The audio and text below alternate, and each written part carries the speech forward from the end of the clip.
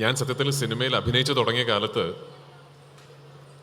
Stop violence എന്നൊക്കെ പറയുന്ന സിനിമയുടെ ഷൂട്ടിംഗ് സമയത്ത് വൈറ്റിലയിൽ ഒരു ഫ്ലാറ്റിലാണ് സിനിമ ഷൂട്ട് ചെയ്തത്.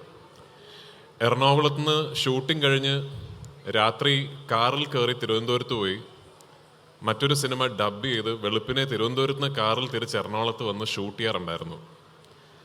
ഞാൻ എറണാകുളത്തെ ജവഹർ നഗറിൽ നിന്ന് 5:30 മണിക്ക് തിരിച്ചതാണ് കേട്ടോ. അതുകൊണ്ട് ഇവിടെ വൈകി എത്തിയതിന് ആദ്യം തന്നെ ഞാൻ ക്ഷമാപണം ചോദിക്കുന്നു. അത്തരത്തിലായിരുന്നു ട്രാഫിക്കും ബുദ്ധിമുട്ടുകളും. ഒരു കാർഷിക മേളയിൽ വന്ന് ഒരു പ്രസംഗമോ പ്രഭാഷണമോ നടത്താൻ മാത്രമുള്ള ജ്ഞാനമോ അറിവോ എനിക്കില്ല. ഞാനൊരു സിനിമാ നടനാണ്. പക്ഷേ ഈ രാജ്യത്തിൻ്റെയും ഒരുപക്ഷെ ഈ ലോകത്തിൻ്റെ തന്നെയും സാമൂഹികവും സാമ്പത്തികവുമായ ഘടനയുടെ നാഴികക്കല്ല് കർഷകരും കാർഷികവുമാണ് എന്ന് തിരിച്ചറിയാനുള്ള വിവേചന ബുദ്ധി എനിക്കുണ്ട്.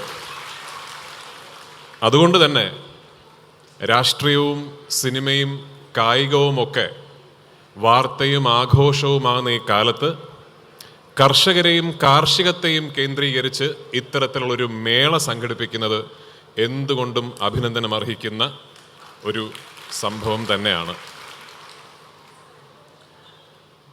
ഒരു ഓർമ്മപ്പെടുത്തൽ കൂടിയാണ് ഇത്തരത്തിലുള്ള സംഗമങ്ങൾ എന്ന് ഞാൻ കരുതുന്നു. കൾട്ടിവബിൾ ലാൻഡ്, കാർഷിക അനുയോജ്യമായ ഭൂമി ലോകമെമ്പാടും കുറഞ്ഞു വരികയും ജനസാന്ദ്രത, പോപ്പുലേഷൻ ഡെൻസിറ്റി കൂടി വരികയും ചെയ്യുന്ന ഒരു ഭാവിയിലേക്കാണ് നമ്മൾ കാലെടുത്ത് വയ്ക്കുന്നത്.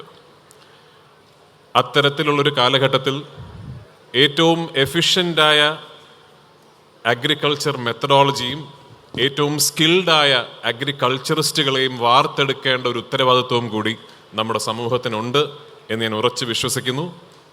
അത്തരത്തിൽ ഒരു വഴികാട്ടി കൂടിയാകട്ടെ ഈ കാർഷിക മേള എന്ന് ആശംസിച്ചുകൊണ്ട് ഈ ചിന്തയുടെയും ഈ മഹത്തായ സംരംഭത്തിൻ്റെ അണിയറയിൽ പ്രവർത്തിച്ച, ഇതിന് രൂപം കൽപ്പിച്ച എല്ലാ വ്യക്തികൾക്കും എൻ്റെ ആശംസയും അഭിനന്ദനവും അറിയിച്ചുകൊണ്ട് കുറച്ച് ദിവസങ്ങൾ നേരത്തെ ആണെങ്കിലും നിങ്ങൾക്ക് എല്ലാവർക്കും സമൃദ്ധിയും സ്നേഹവും ഐശ്വര്യവും നിറഞ്ഞൊരു ഓണം ആശംസിച്ചുകൊണ്ട് എൻ്റെ വാക്കുകൾ ഞാൻ നിർത്തുന്നു. നന്ദി, നമസ്കാരം.